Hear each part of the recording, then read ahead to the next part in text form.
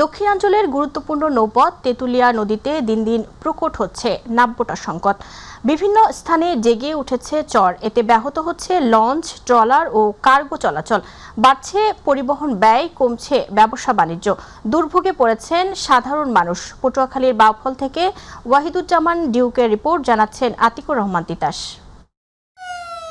একসময় দক্ষিণাঞ্চলের নৌযোগাযোগের অন্যতম প্রাণকেন্দ্র ছিল তেঁতুলিয়া নদী। এই নদীকে ঘিরেই গড়ে উঠেছিল ঐতিহ্যবাহী কালাইয়া বন্দর, লঞ্চঘাট এবং ঢাকা কালাইয়া ও কালাইয়া লালমোহন নৌরুট। কিন্তু সময়ের সঙ্গে নদীর বিভিন্ন স্থানে চর জেগে ওঠায় কমে গেছে নাব্যতা, ফলে ঝুঁকিপূর্ণ হয়ে পড়েছে নৌযান চলাচল। স্থানীয় ব্যবসায়ী, ট্রলার মালিক ও জেলেদের অভিযোগ, ডুবোচরের কারণে পণ্যবাহী কার্গো ট্রলার চলাচলে তৈরি হয়েছে প্রতিবন্ধকতা, বাড়ছে পরিবহন ব্যয়, ব্যাহত হচ্ছে ব্যবসা বাণিজ্য। শীতকালে যখন আমরা আসি তখন আমরা আমাদের কালাইয়া খালে ঢুকতেই একেবারে ডগ পাস করে এই পর্যন্ত পানি নেই। পানির জন্য যা যেখানে শহরের মধ্যে বাজিয়ে থাকে, যাত্রী উঠানো আমার অনেক সমস্যা হয়। নাজিরপুরের মাথায়, সন্দীপের মাথায় আর কি সাইডে বালি খননের খুব জরুরি, আমরা লঞ্চ চলাচল করতে পারতেছি না। নদীটা যদি বালিগুলো কাটকে উড়ে গেলে তাহলে আমাদের লঞ্চ চলাচল করতে ভালো হয়। নাব্য সংকটে গলাচিপা, দশমিনা, কালাইয়া, নিমদি, নুরাইনপুর ও কালীশুরি সহ দক্ষিণাঞ্চলের একাধিক নৌঘাটে ইতোমধ্যে বন্ধ হয়ে গেছে দ্বিতল লঞ্চ চলাচল। বর্তমানে কালাইয়া থেকে ঢাকাগামী মাত্র একটি দ্বিতল লঞ্চ চলাচল করছে। 1 ঘন্টা 10 মিনিট বা 1 ঘন্টা চলে যাবো, সেই জায়গায় আমাদের মনে করেন একটা সমস্যা বলতে আমাদের আধা ঘন্টা লেট হয়ে যায়। মুখ দিয়ে চর পড়ছে, তার 7-8 কিলো ঘুরে আসা লাগে, এই জন্য আমাদের খুব কষ্ট হয়। বর্ষায় বাজতে পারে, শীত তো আরো বাজে, খাওয়া কাটার জন্য। বিআইডব্লিউটি এর এই প্রকৌশলী জানালেন, সরকারি বিধি অনুযায়ী আবেদন যাচাই করে বালু সরবরাহ করা হয়, এজন্য কোনো অর্থ নেওয়া হয় না। যে বালি নেওয়ার জন্য বিআইডব্লিউটি বরাবর একটা আবেদন করতে হয়। আবেদন করার প্রেক্ষিতে আমরা ওই জায়গায় যদি আমাদের এরিয়া মোতাবেক হয় তাহলে আমরা বালি দিই, এবং কি ওই বালি সম্পূর্ণ ফ্রি। তেঁতুলিয়া নদীর নাব্য সংকটের কারণে কালাইয়া বন্দর ও যাত্রীবাহী নৌযান চলাচল ব্যাহত হচ্ছে। সমস্যার সমাধানে প্রয়োজনীয় উদ্যোগ নেওয়ার কথা জানালেন ইউএনও। এই নাব্যতা সংকটের কারণে তারা তাদের লঞ্চগুলো চলাচল করতে পারছে না, বিভিন্ন পণ্যবাহী জাহাজ চলাচল করতে পারছে না। সেক্ষেত্রে আমরা চিঠিতে বলে দিব যে তারা এখানে যদি কোনো নাব্যতা সংকট থেকে থাকে পরীক্ষা নিরীক্ষা করে খুব দ্রুতই যাতে ব্রেজিং করে নাব্যতাটা ফিরিয়ে আনা হয়, যাতে সকল ধরনের নৌযান চলাচল স্বাভাবিক করতে পারে। আতিকুর রহমান তিতাস, মাই টিভি। দুবাইয়ে গ্রেপ্তারের পর শর্ত সাপেক্ষে জামিনে মুক্ত হয়েছেন পুলিশের সাবেক মহাপরিচালক বেনজির আহমেদ। প্রধানমন্ত্রীর পররাষ্ট্র বিষয়ক উপদেষ্টা হুমায়ুন কবির জানান, বেনজিরকে ফিরিয়ে আনার ব্যাপারে স্বরাষ্ট্র মন্ত্রণালয় প্রয়োজনীয় প্রক্রিয়া শুরু করেছে। আর বেনজির আহমেদকে দেশে ফিরিয়ে বিচারের মুখোমুখি করতে আরব আমিরাতের সঙ্গে যোগাযোগ অব্যাহত রয়েছে বলেও জানিয়েছেন পররাষ্ট্র প্রতিমন্ত্রী। অন্যদিকে দুদক মহাপরিচালক জানান, বেনজিরের বিষয়ে দুদকের কোনো গাফিলতি ছিল না। শবনম অবনীর রিপোর্ট।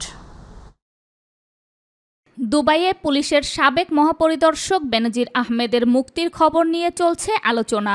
রোববার পররাষ্ট্র মন্ত্রণালয়ে সাংবাদিকদের প্রশ্নের জবাবে প্রধানমন্ত্রীর পররাষ্ট্র বিষয়ক উপদেষ্টা হুমায়ুন কবির জানান, বিষয়টি নিয়ে এখনও পুরোপুরি অবগত নন তিনি। বাংলাদেশের পররাষ্ট্রনীতির অবস্থান নিয়েও কথা বলেন পররাষ্ট্র উপদেষ্টা। জানান, ইরানকে আক্রমণের জন্য নয়, হুতিদের প্রতিহত করতেই সৌদি প্রতিরক্ষা জোটে বাংলাদেশের অংশগ্রহণ। আলাপ আলোচনা চলছে, অগ্রগতি হইল হোম মিনিস্ট্রি থেকে বা আমরা আফগান মিনিস্ট্রি থেকে আমরা এদিকে ন্যাশনাল অ্যাকশন প্ল্যান 2026-30 অনুষ্ঠানে অংশগ্রহণ শেষে পররাষ্ট্র প্রতিমন্ত্রী শামা ওবায়েদ জানান, বেনজির আহমেদ ছাড়া পাওয়া সংযুক্ত আরব আমিরাতের আইনি প্রক্রিয়ারই অংশ। তাকে দেশে ফিরিয়ে এনে বিচারের মুখোমুখি করতে দেশটির সংশ্লিষ্ট কর্তৃপক্ষের সঙ্গে যোগাযোগ অব্যাহত রয়েছে।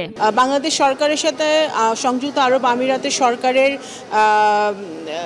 যে যোগাযোগ চলছে এবং কাগজপত্র আদান প্রদান হয়েছে। তারা কিছু তথ্য আমাদের কাছ থেকে স্পেসিফিক জানতে চেয়েছে স্বরাষ্ট্র মন্ত্রণালয় এবং পররাষ্ট্র মন্ত্রণালয়ের কাছ থেকে, সেটা আমরা তাদেরকে সরবরাহ করেছি। কাজ চলছে, আমরা আশা করছি খুবই শীঘ্রই এই অভিযুক্ত আসামিকে বেনজিরকে ঢাকায় বাংলাদেশে ফিরিয়ে এনে তার বিচার কাজ এখানে সম্পন্ন করা যাবে।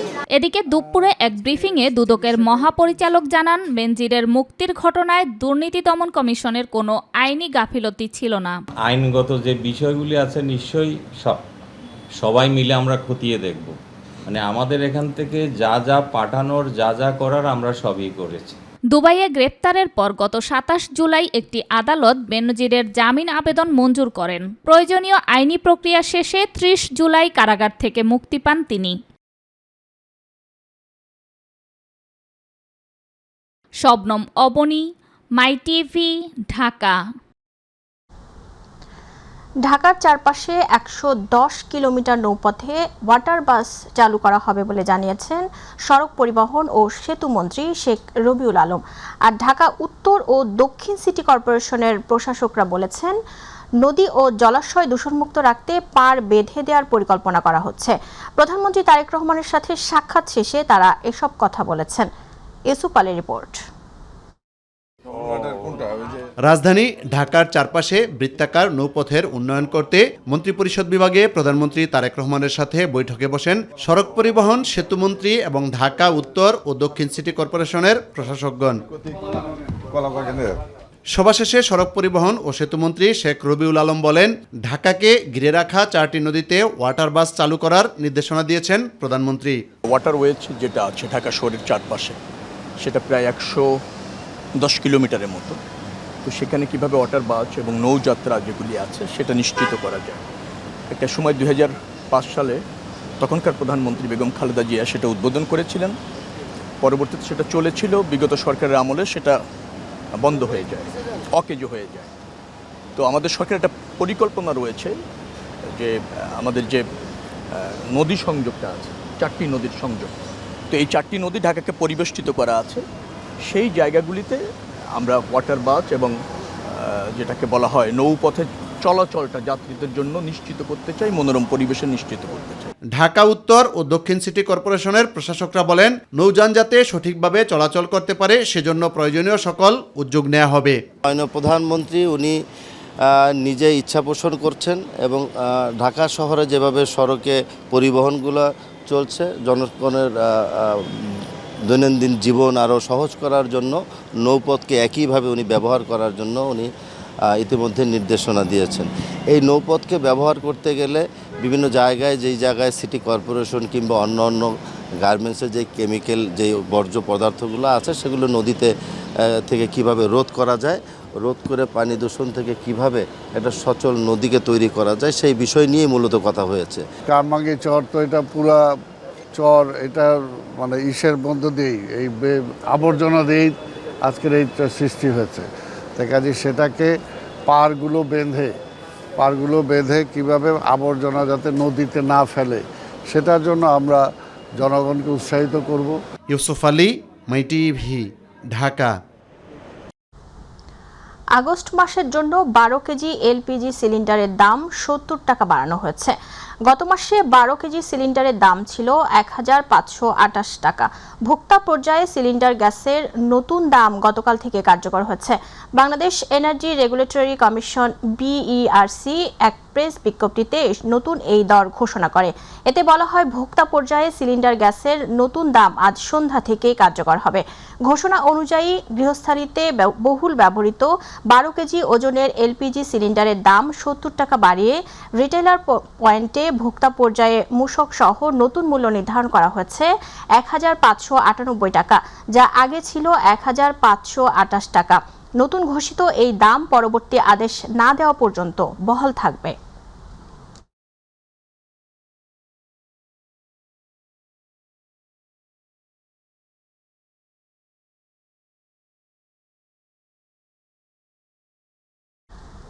রংপুরের পীরগাছা বাজারের প্রবেশপথ এখন ময়লার ভাগাড়ে পরিণত হয়েছে।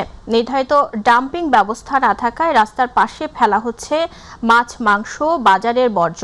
দুর্গন্ধে অতিষ্ঠ পথচারী ও ব্যবসায়ীরা। প্রতিনিধি মোহাম্মদ খুরশিদ আলমের পাঠানো তথ্য ও চিত্রে বিস্তারিত জানাচ্ছেন জুবাইর রহমান। পীরগাছা রেল স্টেশন থেকে বাজারে প্রবেশের গুরুত্বপূর্ণ সড়ক। একসময় ব্যস্ত এই পথ এখন ময়লার স্তূপে ভরা। দীর্ঘদিন ধরে বর্জ্য জমে তৈরি হয়েছে বড় ভাগাড়। বৃষ্টির পানিতে পচা আবর্জনা ছড়িয়ে পড়ায় বাড়ছে দুর্গন্ধ ও স্বাস্থ্য ঝুঁকি। প্রতিদিন এই পথ দিয়ে চলাচল করেন হাজারো মানুষ। নাকে হাত দিয়ে পথ পার হতে হচ্ছে তাদের। 2 বেলা খাজনা দেওয়ার নাকি 100 টাকা। আর জায়গাগুলোর পরিস্থিতি গন্ধ ছাড়া থাকা যায় না। গোবরগুলো আইসা রাস্তার মাঝে হাঁটতে পারে না, পোকার জন্য চলাফেরা করা যায় না। তামান বাড়ি আনিয়ে ময়লা ফেলায়, গন্ধর জন্য মাঝাটি ঢোকাও যায় না। ব্যবসায়ীদের অভিযোগ, নির্ধারিত স্থান না থাকায় বাধ্য হয়ে যেখানে সেখানে ফেলতে হচ্ছে বর্জ্য। একাধিকবার জানালেও স্থায়ী সমাধান হয়নি। শেড না থাকার কারণে পরিত্যক্ত জায়গার ভিতরে গরু এবং খাসির বর্জ্য যেটা আছে সেটা তারা সেই জায়গায় স্তূপ করে ফেলছে। এদিকে খোলা জায়গায় বর্জ্য ফেললে পরিবেশ দূষণের পাশাপাশি বিভিন্ন রোগ ছড়ানোর ঝুঁকি বাড়ে বলে জানালেন চিকিৎসক। ময়লা জমে থাকা বা ময়লা আসলে পরিষ্কার না করা, এগুলোর কারণে বিভিন্ন ধরনের স্বাস্থ্য ঝুঁকি হতে পারে। ডায়রিয়া আমাশয় হতে পারে, এখান থেকে আসলে টাইফয়েড, কলেরা এই জীবাণুগুলো ছড়ায়। অপরদিকে নির্ধারিত ডাম্পিংয়ের জায়গা খোঁজা হচ্ছে এবং দ্রুত ব্যবস্থা নেওয়া হবে বলে জানালেন উপজেলা নির্বাহী কর্মকর্তা। ময়লা রাখার জায়গা সিলেকশন করে দিতে হবে। সেটা যদি আমাদের প্রকল্প গ্রহণের বিষয় থাকে, যে আর্থিক সংশ্লেষ থাকে, তাহলে আমরা সেটা আমাদের হাটবাজার মেইনটেনেন্স ফান্ড আছে, সেখান থেকে আমরা কিন্তু প্রকল্প গ্রহণ করে এটা ব্যবস্থা করতে পারবো। ময়লার ভাগাড় নয়, পরিচ্ছন্ন বাজার চান পীরগাছার ব্যবসায়ী ও পথচারীরা। দ্রুত নির্ধারিত স্থানে বর্জ্য ব্যবস্থাপনার দাবি সকলের। জুবায়ের রহমান, মাই টিভি নিউজ। এদেশের মানুষ মনে করেছেন জাতীয়তাবাদী দল জনাব তারেক রহমানের নেতৃত্বে দেশ পরিচালনার যোগ্য দল, তাই 2/3 বেশি সদস্য নির্বাচিত করে দায়িত্বে বসিয়েছেন।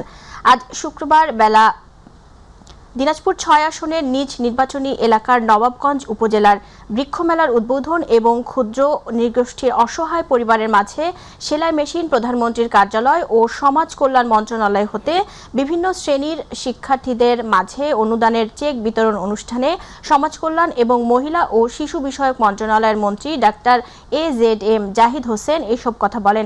এ সময় উপজেলা নির্বাহী কর্মকর্তা বিধানকান্তি হালদার, উপজেলা বিএনপির ভারপ্রাপ্ত সভাপতি তরিকুল ইসলাম, সাধারণ সম্পাদক ইকবাল হোসেন সহ অনেকে উপস্থিত ছিলেন।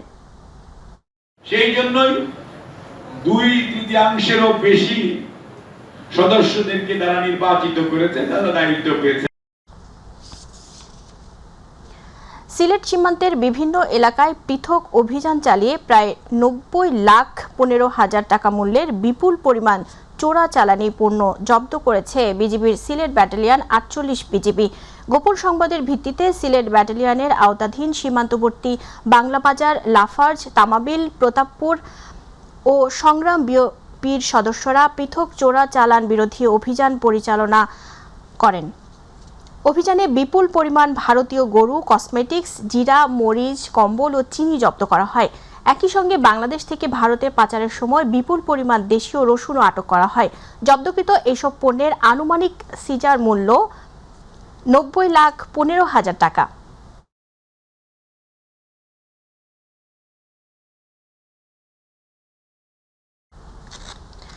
মানিকগঞ্জের ঘিওর উপজেলায় আইন শৃঙ্খলা কমিটির সভা অনুষ্ঠিত হয়েছে। গতকাল দুপুরে উপজেলা প্রশাসনের আয়োজনে উপজেলা পরিষদ সম্মেলন কক্ষে উপজেলা নির্বাহী কর্মকর্তা নাশিতাতুল ইসলামের সভাপতিত্বে মুখ্য উপদেষ্টা হিসাবে উপস্থিত ছিলেন মানিকগঞ্জ 1 আসনের সংসদ সদস্য SA জিন্না কবির। এ সময় আরও উপস্থিত ছিলেন ঘিওর উপজেলা বিএনপির সাবেক সভাপতি মীর মানিকুজ্জামান মানিক, উপজেলা বিএনপির সাংগঠনিক সম্পাদক আল মামুন ভুইয়া, উপজেলার সকল দপ্তরের কর্মকর্তা, ইউনিয়ন পরিষদের চেয়ারম্যান, মুক্তিযোদ্ধা, সাংবাদিক সহ আরও অনেকে। অনুষ্ঠান শেষে বিভিন্ন পেশাজীবী মানুষের মাঝে সরকারি প্রণোদনা ও আর্থিক সহযোগিতার চেক বিতরণ করা হয়েছে।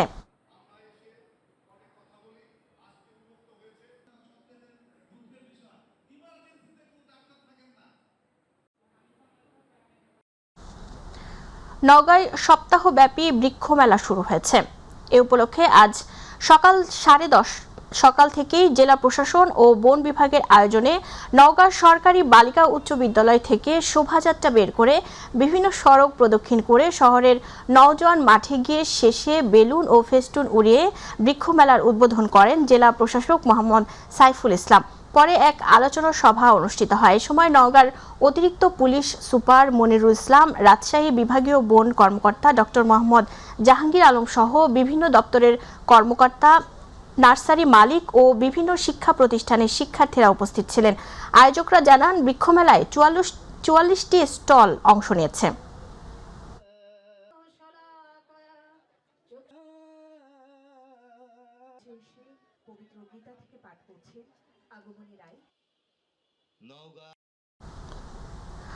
গাজীপুরে কর্মরত সাংবাদিকদের পেশাগত দক্ষতা বৃদ্ধি এবং নৈতিক সাংবাদিকতা চর্চায় উদ্বুদ্ধ করতে মৌলিক সাংবাদিকতা ও নৈতিকতা বিষয়ক এক কর্মশালা অনুষ্ঠিত হয়েছে। গাজীপুরের জেলা প্রশাসক মোহাম্মদ নুরুল কবির ভূঁইয়ার সভাপতিত্বে কর্মশালায় সরকারের প্রধান তথ্য কর্মকর্তা আবদাল আহমেদ, বাংলাদেশ সংবাদ সংস্থার এর ব্যবস্থাপনা পরিচালক ও প্রধান সম্পাদক মোহাম্মদ কামাল উদ্দিন সবুজ, জাতীয় প্রেস ক্লাবের সভাপতি হাসান হাফিজ, বাংলাদেশ ফেডারেল সাংবাদিক ইউনিয়নের মহাসচিব কাদের গনি চৌধুরী, জাতীয় প্রেস ক্লাবের সাধারণ সম্পাদক আয়ুব ভূঁইয়া, ঢাকা সাংবাদিক ইউনিয়নের সভাপতি মোহাম্মদ শহীদুল ইসলাম অতিথি ও আলোচক হিসেবে জাতীয় পর্যায়ের শীর্ষস্থানীয় সাংবাদিক নেতৃবৃন্দ অংশগ্রহণ করেন এবং পেশাগত নানা দিক নির্দেশনা প্রদান করেন।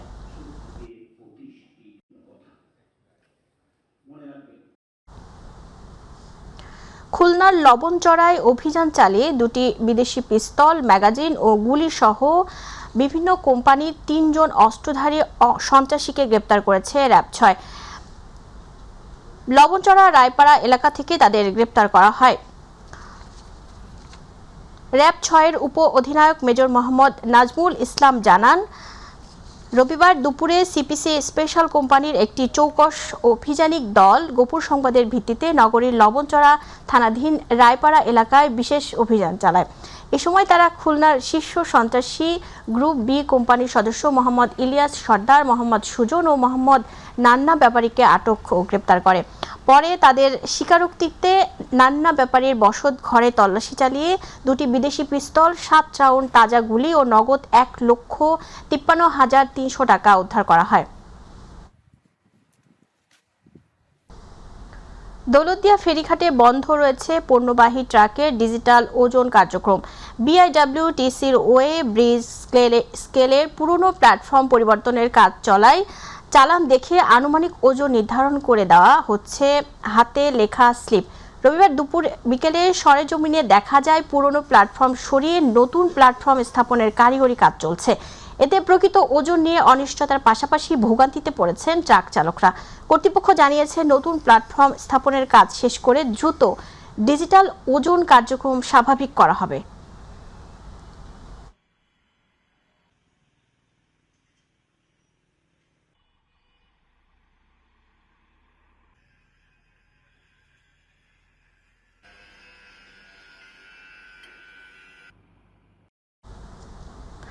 গাইবান্ধার সাদুল্লাপুর আল উকাবা জামে মসজিদ কমপ্লেক্সের ভিত্তিপ্রস্তর করেছেন যুব উন্নয়ন অধিদপ্তরের মহাপরিচালক মোতাহার হোসেন। সাদুল্লাপুর উপজেলার বন বিভাগ ইউনিয়নের সাদুল্লাপুর তুলসীঘাট রোডের উত্তর কাজীপাড়া সন্তলা গ্রামে আল উকাবা জামে মসজিদের 2 তলা বিশিষ্ট মসজিদ কমপ্লেক্সের ভিত্তিপ্রস্তর স্থাপনের মাধ্যমে শুভ উদ্বোধন করেন। এ সময় যুব উন্নয়ন অধিদপ্তরের মহাপরিচালক স্থানীয় গ্রামবাসী ও সাধারণ মুসল্লিদের উপস্থিতিতে দোয়ায় অংশগ্রহণ করেন। মসজিদ কমপ্লেক্সের ভিত্তিপ্রস্তর অনুষ্ঠানে আরও উপস্থিত ছিলেন গাইবান্ধা জেলা পরিষদ প্রশাসক ও জেলা বিএনপি সভাপতি অধ্যাপক ডাক্তার মইনুল হাসান সাদিক।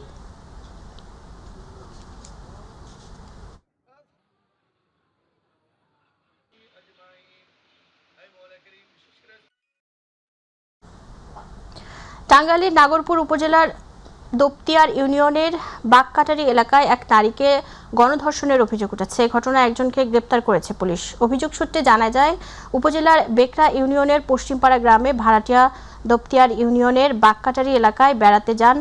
সন্ধ্যা 7টার দিকে এ সময় বাহারুল ইসলাম নামে এক ব্যক্তি তাকে ডেকে পাশের একটি পাট খেতে নিয়ে যায়। সেখানে আরও 5 থেকে 6 জন মিলে তাকে সংঘবদ্ধভাবে ধর্ষণ করে বলে অভিযোগ উঠেছে। ভুক্তভোগীর বিষয়টি পরিবারের জানাজানি হলে তিনি বাদী হয়ে বাহারুল ইসলাম সহ অজ্ঞাত আরও কয়েকজনের বিরুদ্ধে নাগরপুর থানায় লিখিত অভিযোগ দায়ের করেন। পুলিশ জানায়, অভিযোগের ভিত্তিতে অভিযান চালিয়ে বাহারুল ইসলামকে গ্রেপ্তার করা হয়েছে।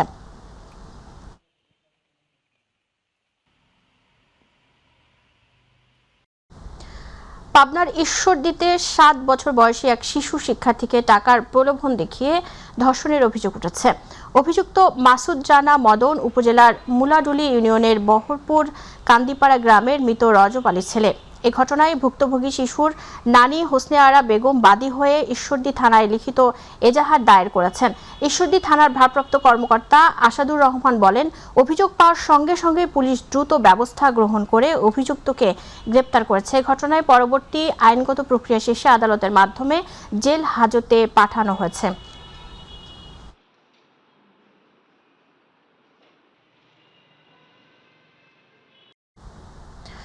নরসিংদীর বেলাবতে দুলালকান্দি এলাকার বাঁশবাজার খাসার বাপের বাড়ি জোড়া সুন্নতি জামে মসজিদ সংশ্লিষ্ট মোহাম্মদিয়া জামে শরীফ মাদ্রাসায় হামলা, ভাঙচুর ও লুটপাটের ঘটনার অভিযোগ উঠেছে। শুক্রবার দুপুর 2:15টার দিকে এই হামলার ঘটনা ঘটেছে বলে অভিযোগ করেন মসজিদের সাবেক ইমাম ও মাদ্রাসার প্রধান শিক্ষক মোহাম্মদ মুজাহিদুর রহমান। এ সময় তাকে সহ মাদ্রাসা ছাত্রদের মেরে আহত করা হয় বলে জানান তিনি। তবে এসব অভিযোগ অস্বীকার করেছে ওই মসজিদের বর্তমান ইমাম ও পরিচালনা কমিটি সহ স্থানীয়রা। বেলাবো থানার ভারপ্রাপ্ত কর্মকর্তা SM আমান উল্লাহ জানান, মাদ্রাসা ভাঙচুরের ঘটনায় ঘটনাস্থল পরিদর্শন করে স্থানীয়ভাবে একটি লিখিত অভিযোগ পাওয়া গেছে। ঘটনাটি তদন্ত করে পরবর্তী আইনানুগ ব্যবস্থা গ্রহণ করা হবে। এই মাদ্রাসার বাংলাদেশে কিছু লোক মোটরসাইকেল আইছে আর কিছু লোক আর ওই মসজিদের মাদ্রাসার ঘরের ভিতরে আর উপস্থিত আসিল। আমরা তো জায়গা মালিক জায়গার ফেরত দিতে হইব, কিন্তু তারা কিন্তু জায়গা ছাড়ে না, তারা হলো দখলে গেছে।